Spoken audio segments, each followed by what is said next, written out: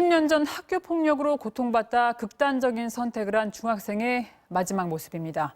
학교 폭력은 골밀대로 골맞습니다. 최근에는 프로배구 이재영, 이다영 자매로 시작된 학교 폭력 미투가 연예계로까지 일파만파 번졌지요. 학교 폭력이 제대로 해결되지 않자 내 손으로 해결하겠다며 심부름센터에 의뢰를 해오는 학부모들이 늘고 있습니다. 이른바 삼촌 패키지라는 고가 상품까지 등장했는데요. 부모들 억울한 심정은 이해가 갑니다만 이런 사적 제재 역시 범죄겠지요. 윤성철 기자가 현장 취재했습니다. 중3 딸이 집단 괴롭힘을 당했다는 사실을 알게 된 김모 씨. 같은 반 4명은 6개월 넘게 때리며 온갖 심부름을 시켰습니다. 하지만 학교 측이 내린 징계는 봉사활동 100시간이 전부였습니다. 전학이나 반을 바꾸지도 않았습니다.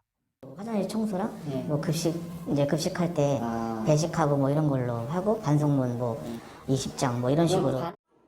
우울증을 앓는 딸을 지켜보던 김 씨는 결국 심부름센터의 문을 두드렸습니다. 물질적인 상해를 가하지 않아도 걔네들이 이런 법적 조치를 하면서 너무 괴롭고 이런 거 잘못된 걸 알았으면 좋겠다. 오죽했으면 진짜 제가 거기 갔겠어요.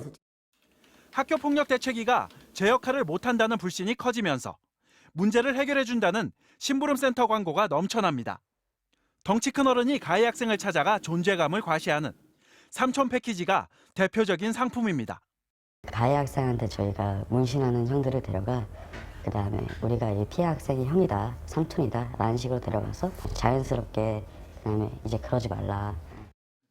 경기도의 또 다른 심부름센터는 학교 폭력의 증거를 수집하는 증거 확보 패키지를 내세웁니다.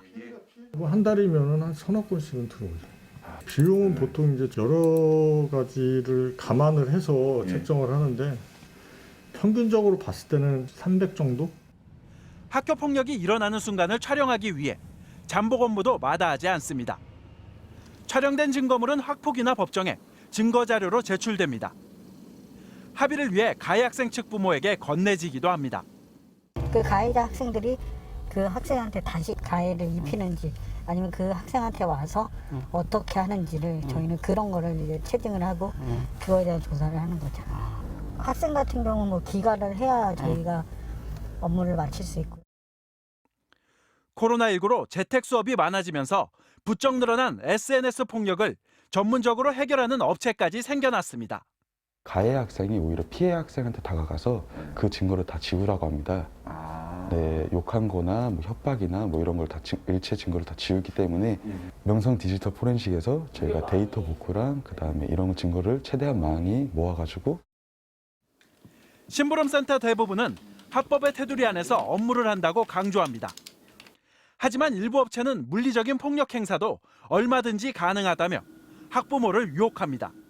화가 많이 나셔서 폭행도 수위가 많이 높았으면 하는 분들이 계시고요. 사실은 다 돼요.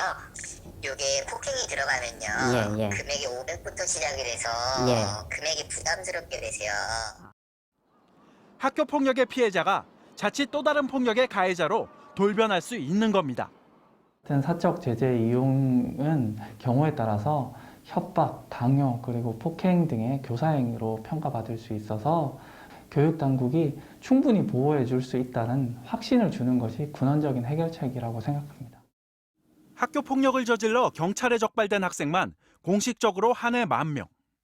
가해자가 여러 명을 괴롭히는 것을 감안하면 피해자는 수만 명에 이를 것으로 추정됩니다. MBC 뉴스 윤성철입니다.